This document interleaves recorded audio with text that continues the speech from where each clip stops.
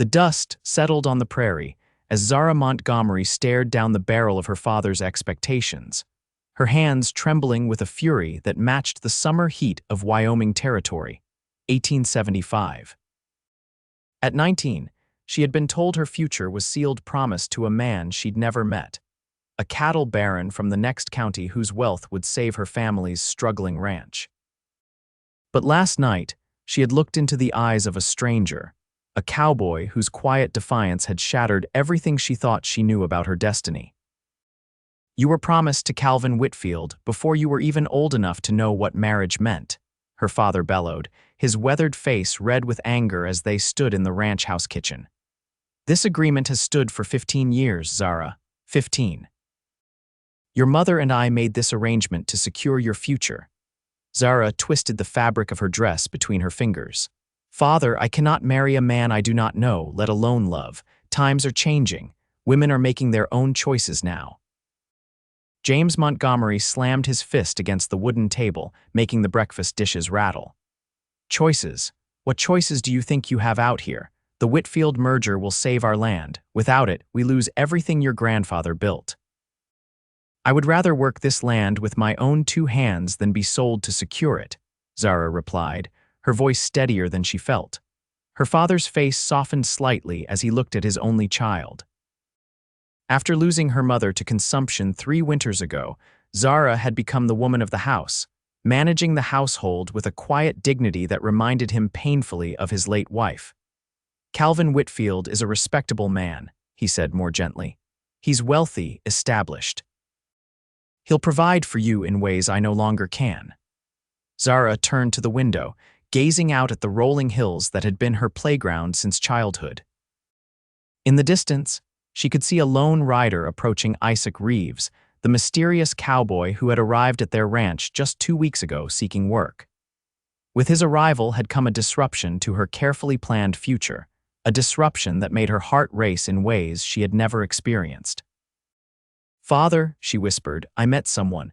Her father's expression darkened. "That drifter, the one I hired to help with the spring roundup. He's nobody, Zara, a man with no roots, no fortune, just another cowhand passing through. He has principles," she countered, "and a name, Isaac. He listens when I speak of books and ideas. He sees me, father, not as property to be promised, but as a person." James shook his head dismissively. "Romantic notions won't feed you or keep a roof over your head. The agreement with Whitfield is binding. You'll meet him at the town social this Saturday, and you'll be gracious about it." The sound of boots on the porch interrupted their argument. Isaac appeared in the doorway, hat in hand, his dark hair falling across his forehead. At 25, he carried himself with the quiet confidence of a man who had seen much of the world but spoke little of it. "Pardon the interruption," he said, his voice low and respectful. "The fence on the north pasture is mended, Mr. Montgomery. I've moved the cattle back in." James nodded curtly. "Fine. Check the West Creek for any strays. The Harpers reported rustlers in the area." Isaac's eyes briefly met Zara's, a silent communication passing between them. "Yes, sir," he replied, turning to leave. "Wait," Zara called, ignoring her father's warning glare. "I'll come with you. I need to check on my mare anyway." Before her father could object, she grabbed her hat from the hook by the door and followed Isaac out into the bright morning sun. They walked in silence until they reached the barn, safely out of earshot from the house. "He told you, didn't he?" she asked, her voice barely above a whisper. "About the arrangement." Isaac nodded, his jaw tightening. "That your promise to Calvin Whitfield. Yes, he made that quite clear when he hired me." "It's not what I want," Zara said firmly. Isaac turned to face her, his blue eyes intense beneath the brim of his hat. "Your father said you were promised, but I say you're not if you don't promise back." The boldness of his words sent a shiver through her. No man had ever suggested she had a choice in the matter, not in this territory where arrangements between families were as binding as legal contracts. "It's not that simple," she replied, though her heart raced at the possibility. "My father's ranch, our livelihood depends on this marriage." "There are other ways to save a ranch," Isaac said, reaching for the saddle hanging on the wall.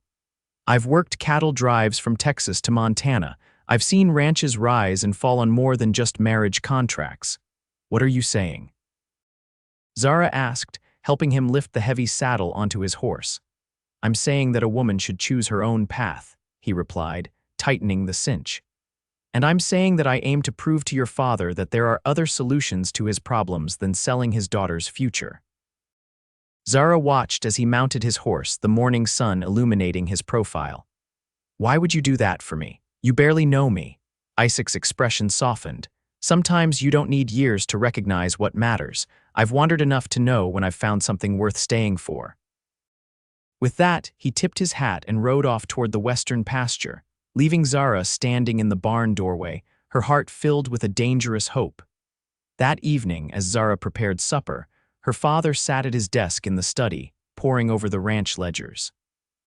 The numbers told a grim tale. 3 years of drought followed by a harsh winter had decimated their cattle. The banknote would come due in 3 months, and without Whitfield's money, they would lose everything.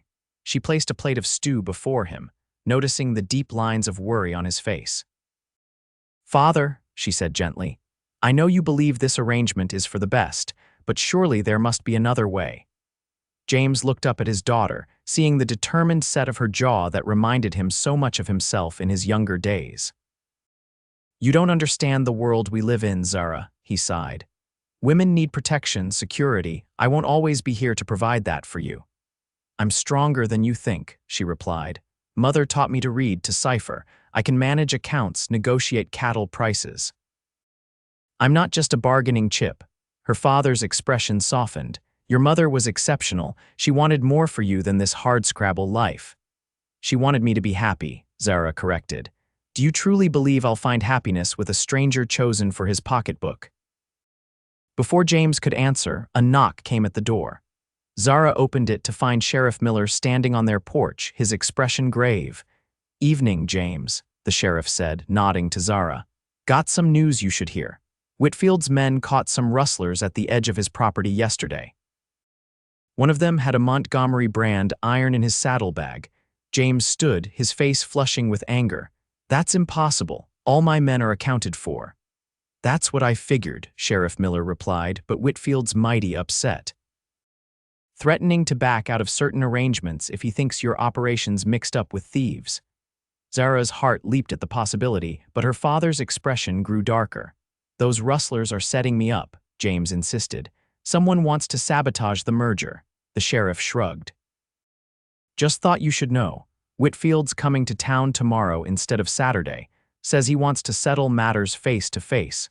After the sheriff departed, James paced the floor, his agitation evident in every step. This is a deliberate attempt to ruin us, he muttered. Without Whitfield's backing, the bank will foreclose for certain. Zara watched her father, concern etching her features. What if the agreement falls through? What would we do? We'd lose everything, he said flatly. The ranch, our home, everything your grandfather and I built. That night, Zara couldn't sleep. The moonlight streamed through her bedroom window as she contemplated her future. Was she willing to sacrifice her freedom for the ranch, for her father's legacy? As dawn broke, she made her decision. She dressed quickly and slipped out to the barn where she found Isaac already saddling his horse for the morning rounds. I need your help, she said without preamble. Someone's trying to frame our ranch for rustling. If we don't clear our name, Whitfield will back out of the marriage agreement. Isaac's expression was unreadable in the dim light of the barn. And that would be bad. For my father, yes, she replied honestly. For me, I don't know, but I can't let my father lose everything based on false accusations. Isaac nodded slowly. What do you have in mind? We need to find the real rustlers, Zara explained. Prove they're not connected to our ranch. Will you help me? It's dangerous work, Isaac warned. Rustlers don't take kindly to being pursued. I'm not afraid, she insisted, though her voice trembled slightly. Isaac studied her for a long moment. I'll help you, he finally said. But not because I want to save your engagement, because it's the right thing to do. They rode out before the sun had fully risen, following the western creek where the rustlers had been spotted. Isaac moved with the quiet confidence of a man who had tracked both cattle and men before, and Zara found herself wondering about his past. Where did you learn to track like this? She asked as they examined hoofprints along the muddy bank. My father was a Texas Ranger, Isaac replied, dismounting to examine the tracks more closely. Before he died in the war, he taught me how to read sign, said it was the most important skill a man could have out west. And your mother, Isaac's expression grew distant, died when I was young. I was raised by my father and later by my uncle after the war, been on my own since I was 16. Zara felt a pang of sympathy. So you've been wandering all this time, moving, he corrected with a small smile. There's a difference. Wandering suggests no purpose. I've always had purpose, just never found a reason to put down roots. Until now, she asked, her heart skipping a beat. Before he could answer, Isaac's expression sharpened. He pointed to a section of disturbed earth near the creek bed. Someone camped here recently, he said. At least 3 men, maybe 4. They kept their fire small, didn't want to be seen. Zara dismounted, examining the area. How can you tell? The ash pattern, Isaac explained, pointing to the barely visible remains of a campfire. And here they tried to brush away their tracks, but you can see where they led the horses. They followed the trail for several hours, moving deeper into the rugged country that bordered the Montgomery ranch. By midday, they had reached a narrow canyon rarely used by local ranchers. They're smart, Isaac observed. This canyon connects to 3 different valleys, good place to hide stolen cattle until they can be moved. A sudden crack of a rifle shot split the air. Zara's horse reared in panic as the bullet struck a rock beside them. Get down. Isaac shouted, pulling her from the saddle as another shot rang out. They scrambled for cover behind a large boulder as 2 more shots kicked up dust near their feet. Seems we found our rustlers, Isaac said grimly, drawing his revolver. Stay here. I'm not helpless, Zara protested, reaching into her saddlebag for the small Derringer pistol her father had given her for protection. Isaac's eyes widened slightly at the sight of the weapon. Just don't shoot me by accident, he said with a wry smile that somehow made her feel calmer despite the danger. The shooters had gone quiet, waiting for them to make a move. Isaac peered carefully around the edge of the boulder. I count 3 of them, he whispered. Up on the ridge. They have the advantage. What do we do? Zara asked, trying to keep her voice steady. We need to draw them out, Isaac replied, or at least identify them. If they're working for someone, we need to know who. Another shot rang out, chipping stone from their shelter. You 2 down there. A harsh voice called out, This ain't your business, ride away while you still can. Isaac exchanged a glance with Zara. I recognize that voice, he said quietly. That's Jake Lerner, he works for the Circle W Ranch. Whitfield's ranch, Zara's eyes widened. Why would Whitfield's men be rustling cattle? Maybe they're not rustling, Isaac suggested. Maybe they're just making it look like your ranch is involved.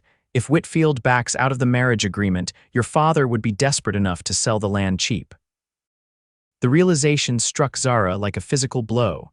So this was never about the marriage, it was about our land all along.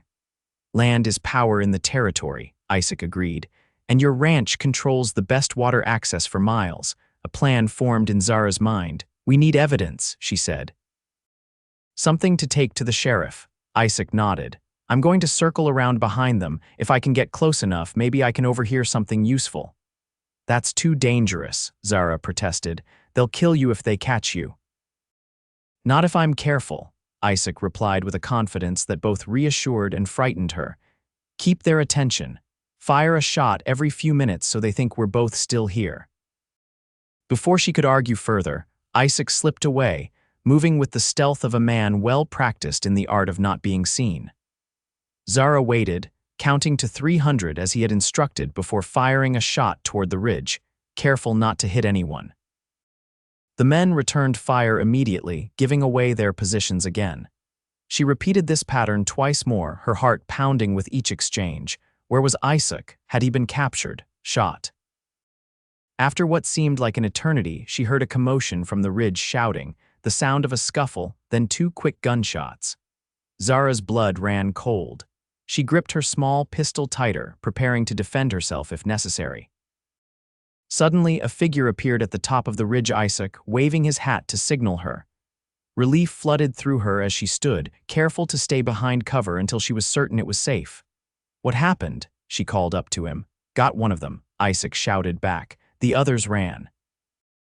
But I found something better than a confession. When Zara joined him on the ridge, she found a man lying unconscious on the ground, his hands tied behind his back with his own belt. Next to him lay a saddlebag filled with papers. Letters, Isaac explained, handing one to Zara. From Whitfield to his foreman. Detailed plans to frame your ranch for rustling, drive down the land value, then buy it cheap after your father is ruined.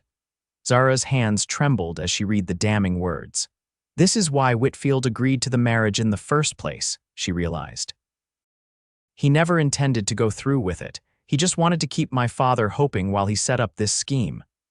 We need to get these to the sheriff, Isaac said, collecting the papers. And we need to warn your father. Whitfield's coming to town today, remember. They rode hard back to the ranch, the captured rustlers slung over Isaac's saddle. When they arrived, they found the house empty and a note from her father saying he had gone into town to meet with Whitfield and the banker. We have to hurry, Zara urged, changing quickly into a clean dress while Isaac secured their prisoner in the barn.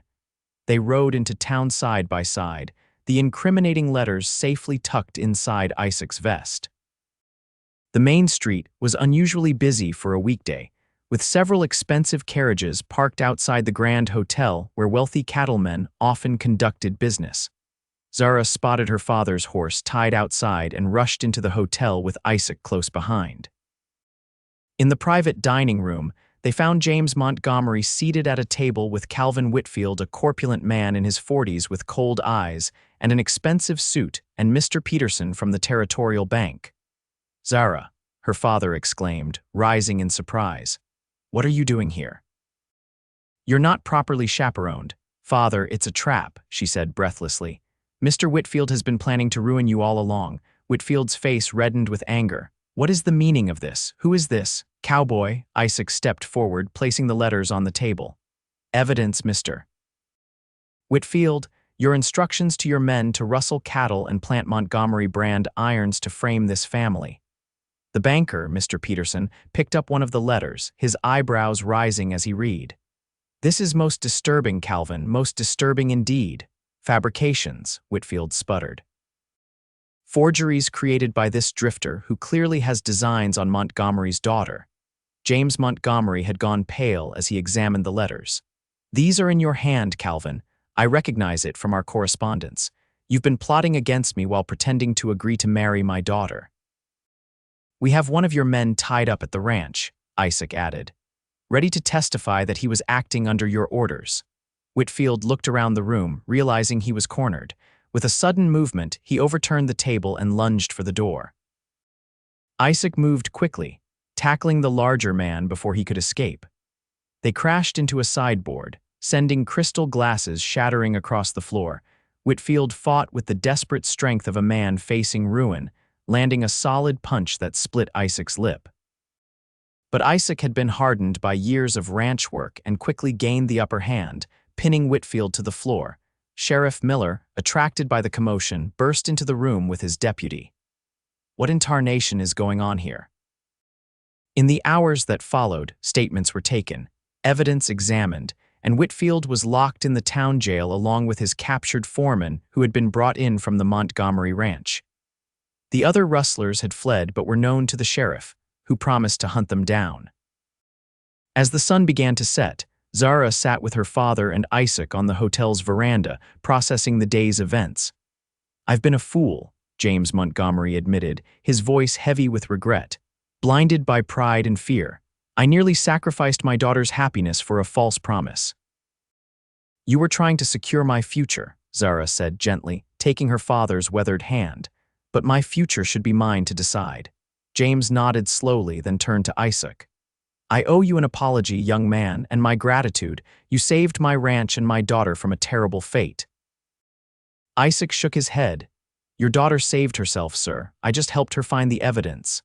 Still, James continued, you've proven yourself a man of character, the kind of man I'd be proud to have working on my ranch, or perhaps something more permanent if that's what you both desire. Zara felt her cheeks flush as her father excused himself to speak with the banker, leaving her alone with Isaac in the gathering dusk. Did you mean what you said? She asked quietly. About a woman choosing her own path. Isaac took her hand, his touch gentle despite the calluses earned from years of hard work. Every word, "I would never presume to make promises for you that you didn't make yourself." "And if I were to make a promise now," Zara asked, her heart racing, "a promise to get to know you better. To see if what I'm feeling might grow into something permanent." Isaac's smile was warm in the fading light. "That's a promise I'd be honored to accept, not because your father approves, but because you're choosing it freely." As they sat together watching the stars appear over the small frontier town, Zara felt a newfound sense of freedom. For the first time in her life, her future stretched before her not as a predetermined path, but as an open road full of possibilities she would choose for herself. The weeks that followed brought significant changes to the Montgomery ranch. With Whitfield's scheme exposed, the banker offered James more favorable terms on his loans. Several neighboring ranchers, disgusted by Whitfield's underhanded tactics, agreed to a cattle-sharing arrangement that would help all their ranches survive the coming winter. Isaac proved himself invaluable, not just as a ranch hand, but as a skilled strategist with innovative ideas about cattle breeding and land management.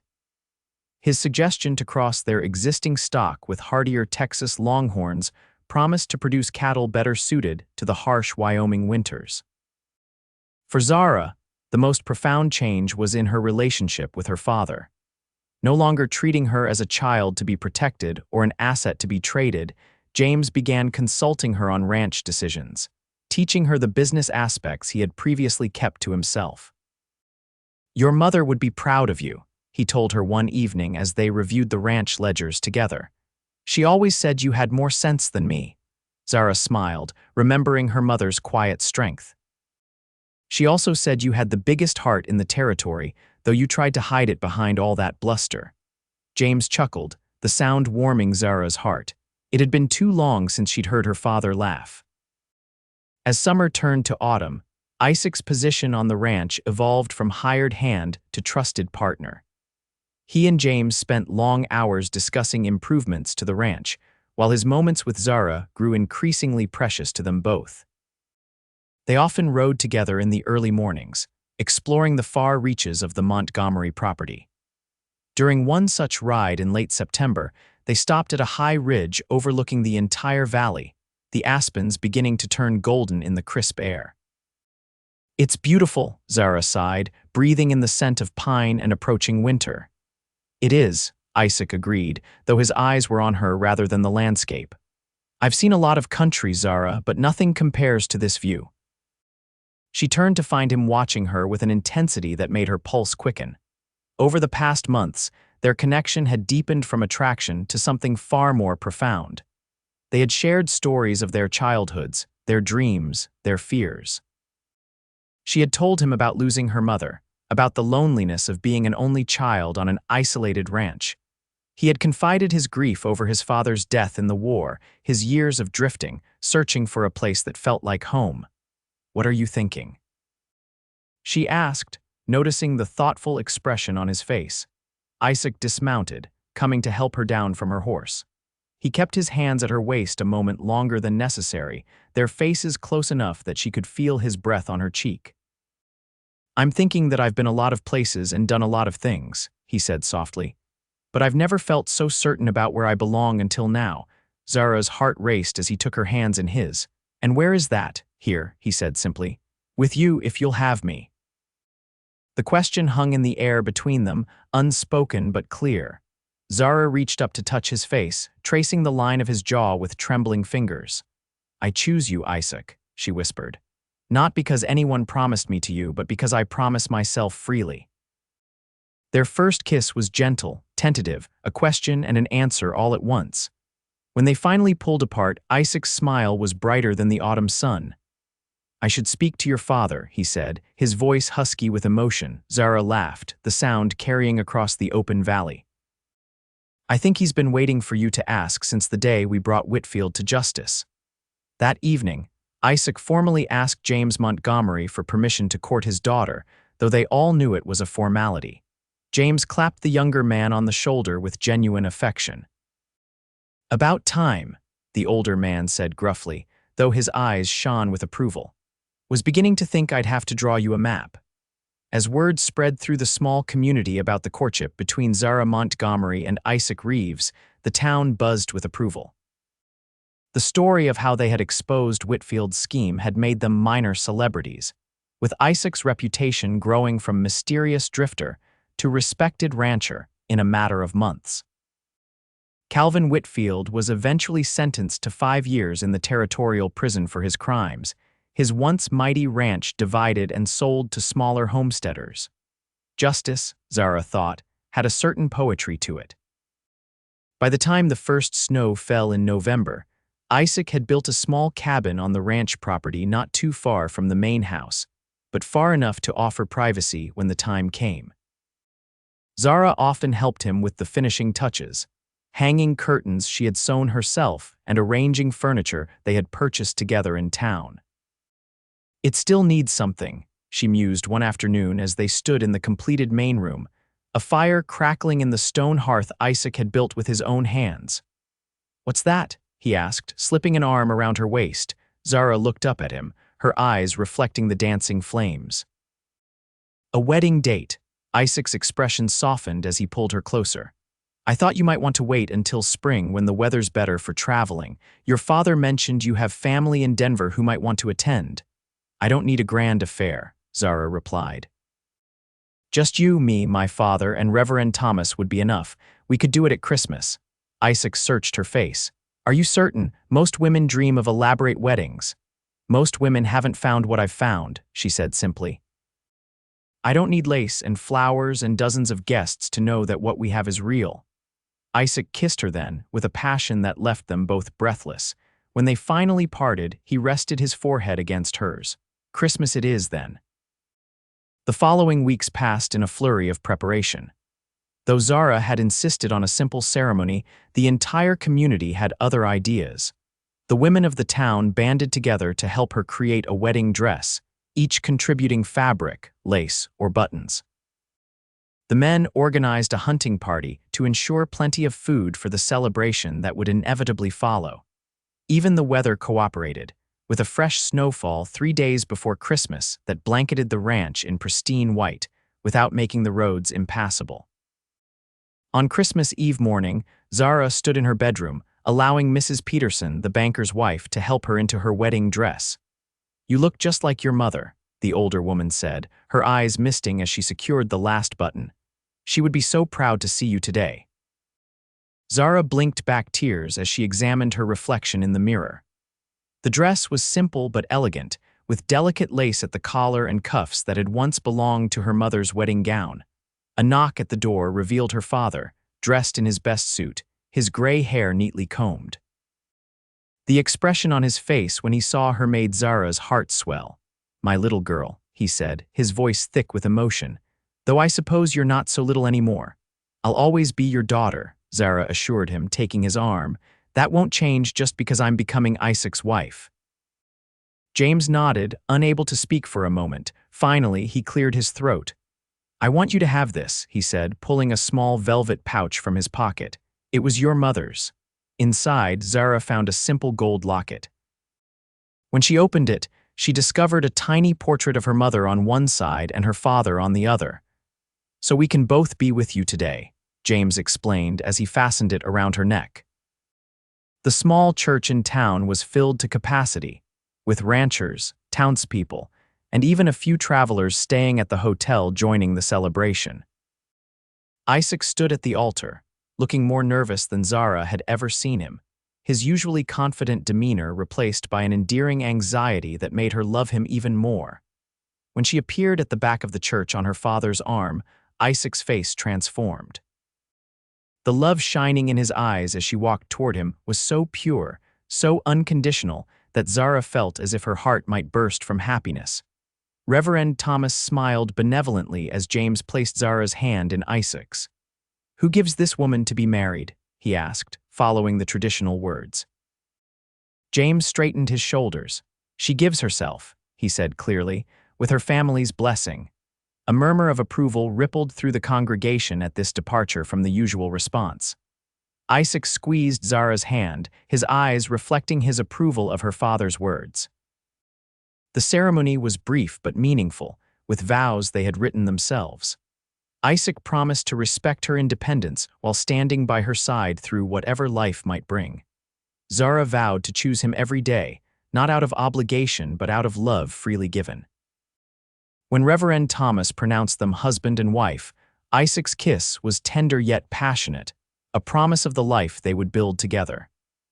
The cheers that erupted from their friends and neighbors carried them out of the church and into the bright winter day. The celebration continued well into the night, with music and dancing in the town hall decorated with evergreen boughs and candles. As Isaac led Zara in a waltz, she marveled at how different this Christmas was from what she had imagined just 6 months earlier. Happy? Isaac asked, noticing her thoughtful expression. More than I ever thought possible, she replied, resting her head against his shoulder as they swayed to the music. I was just thinking how close I came to a very different life. Fate has a way of stepping in when we need it most, Isaac mused. Though I prefer to think it was your courage rather than fate that changed your path. As the evening drew to a close, they bid farewell to the revelers and rode back to the ranch in a sleigh borrowed from the general store owner, wrapped in thick blankets against the cold night air. Stars sparkled overhead in the clear Wyoming sky as they approached their new cabin, smoke curling invitingly from the chimney where Zara's father had lit a fire for them before returning to the main house. Isaac lifted her from the sleigh and carried her across the threshold, setting her gently on her feet in the warm cabin illuminated by firelight. "Welcome home, Mrs. Reeves," he said softly, removing her cloak and his own coat. "I like the sound of that," Zara replied, moving closer to the fire. "Though I'm keeping Montgomery for ranch business. Montgomery and Reeves has a nice ring to it, don't you think?" Isaac laughed, pulling her into his arms. "I wouldn't have it any other way, partners in every sense." Their first night as husband and wife was everything Zara had dreamed of: tender, passionate, a perfect beginning to their life together. As they lay entwined before the dying fire, Isaac traced lazy patterns on her bare shoulder. "What are you thinking?" he asked, noticing her contented smile. "That some promises are worth making," she replied, lifting her face for his kiss. "Especially when they're freely given." Spring came early to Wyoming that year, bringing new life to the ranch. The cattle thrived under Isaac's innovative management, and the first of their crossbred calves proved hardy and strong. Zara divided her time between household management and increasingly taking on the business aspects of ranching, negotiating contracts with buyers that left even her father impressed. By summer, their partnership had expanded in an unexpected but joyful way. Zara was expecting their first child. When she shared the news with Isaac, his reaction was everything she could have hoped for. "A baby," he whispered in wonder, placing his hand gently on her still flat stomach. "Our own family." Her father was equally delighted, already planning what he would teach his grandchild about ranching and riding. "Boy or girl, this child will inherit the best of both of you," he declared. As Zara's pregnancy progressed, she found herself reflecting often on how drastically her life had changed in just over a year. From a future that had been decided for her to one she had chosen herself, from obligation to love freely given. On a warm October afternoon, while sitting on the porch of their cabin watching the sunset paint the mountains gold, Zara felt the baby move for the first time. The sensation, like butterfly wings fluttering inside her, brought tears to her eyes. Isaac joined her, sitting beside her on the porch swing he had built. "What is it?" he asked, concerned by her tears. "The baby," she explained, placing his hand where she had felt the movement. "I felt it move." They sat in silent wonder, waiting for another sign of the new life they had created together. When it came stronger this time, Isaac's face lit up with awe. "That's amazing," he breathed. "He's strong," Zara corrected with a smile. "I think it's a girl," Isaac laughed. "Either way, this child will be free to choose their own path, just like their mother." As winter approached again, the ranch was busier than ever. Word of their successful crossbreeding program had spread, bringing inquiries from ranchers as far away as Montana and Idaho. James Montgomery, though still involved in major decisions, had begun to step back, allowing Isaac and Zara to take the lead in day-to-day operations. "You two have brought this place back to life," he remarked one evening as they sat around the dinner table in the main house. "Better than it ever was, even in my father's day." "We couldn't have done it without you," Zara replied, squeezing her father's hand. "Your knowledge, your guidance, and your stubbornness," Isaac added with a grin. "Never met a man more determined to prove me wrong about cattle breeding until I showed him the results," James chuckled. "Had to make sure you were worthy of my daughter and my ranch. You passed both tests admirably." Their easy banter was interrupted by Zara's sudden intake of breath, her hand going to her swollen belly. "Zara," Isaac was immediately at her side.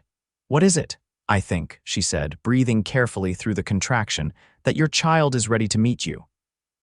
The next 12 hours were the longest of Isaac's life. Pacing outside the bedroom where Mrs. Peterson and the town's midwife attended to Zara, he felt utterly helpless for the first time since he was a boy. James kept him company. Sharing stories of the night, Zara was born to distract him from the occasional sounds of Zara's pain that filtered through the door. "Women are stronger than we can imagine," the older man said, pouring Isaac another coffee as dawn broke over the ranch. "They bring life into the world while we just stand around feeling useless." Isaac managed a smile. "Zara's the strongest person I know, has been since the day I met her."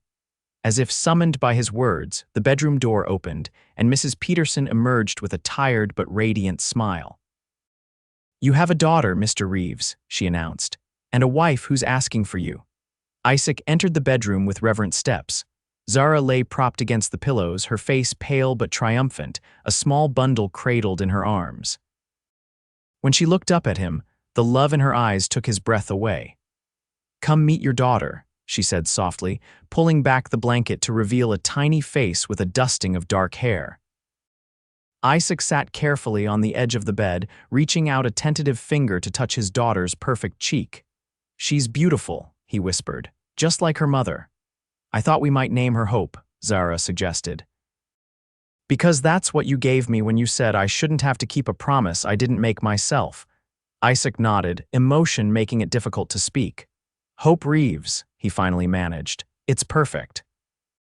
James joined them a few minutes later, his weathered face softening as he gazed at his granddaughter. "She has the Montgomery chin," he observed proudly. "Stubborn already, I can tell. With these two as parents, she was bound to be," Mrs. Peterson chuckled as she tidied the room. As the first light of the new day filled the room, Isaac realized he was experiencing a joy he had never imagined possible. From a rootless drifter to a husband, father, and rancher with land under his feet, and a future stretching before him all, because he had dared to challenge the notion that a woman could be promised without her consent. Spring arrived again, bringing with it Hope's first smile, first laugh, and a ranch blooming with new possibilities. The Montgomery Reeves breeding program had become so successful that ranchers from across the territory came to buy their stock and learn their methods. One warm May afternoon, while Hope napped in her cradle on the porch, Isaac found Zara in the small garden she had planted behind their cabin. She was on her knees in the dirt, planting the seeds for summer vegetables, her hair escaping its pins in the light breeze. "You look happy," he observed, leaning against the fence post. Zara looked up, shielding her eyes from the sun. "I am happy," she replied with a smile that still made his heart race after more than a year of marriage. "Aren't you?" Isaac crossed the garden to help her up, pulling her into his arms despite her protests about her dirty hands. "Happier than I ever thought possible," he assured her, brushing a smudge of dirt from her cheek. "And grateful every day that you were brave enough to claim your right to choose." Zara wrapped her arms around his neck, her eyes reflecting the clear blue Wyoming sky. "I chose well," she said simply, before rising on tiptoes to kiss him.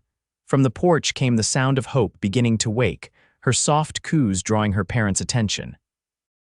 As they walked hand in hand to their daughter, Zara reflected on the strange twist of fate that had brought Isaac to their ranch just when she needed him most. Her father had said she was promised, but Isaac had insisted she wasn't not if she didn't promise back. In claiming that right to choose, she had found not just love but a true partnership, a family built on mutual respect and shared dreams. And in the years that followed, as Hope grew from a baby to a spirited young girl with her father's blue eyes and her mother's determination, as the ranch prospered and expanded, as two more children joined their family, another daughter named Faith, and a son they called James after his grandfather, Zara never once regretted the choice she had made that summer day in 1875. For in choosing Isaac, she had also chosen herself her own path, her own destiny. And that, she often told her daughters as they grew, was the most important promise a woman could make, the promise to honor her own heart, to follow her own dreams, and to never let anyone else determine her worth. On their 20th wedding anniversary, as they stood on the same ridge where Isaac had first asked her to marry him, watching the sun set over the ranch that now encompassed 3 times its original acreage, Isaac took her hand just as he had that day. "Any regrets?" he asked, his hair now touched with silver at the temples, but his eyes still bright with the same love that had captured her heart all those years ago. Zara shook her head, leaning against the strong shoulder that had supported her through births and deaths, droughts and blizzards, all the challenges and joys that came with building a life together on the frontier. "Not one," she replied truthfully.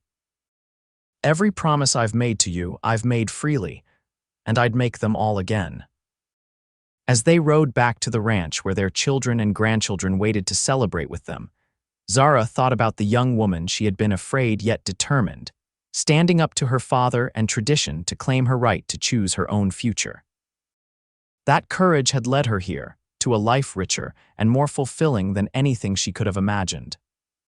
The lights of their expanded ranch house glowed warmly in the gathering dusk, a beacon calling them home to the life they had built together, not because anyone had promised them to each other, but because they had promised themselves, freely and with open hearts, creating a love story that would be told in their family for generations to come.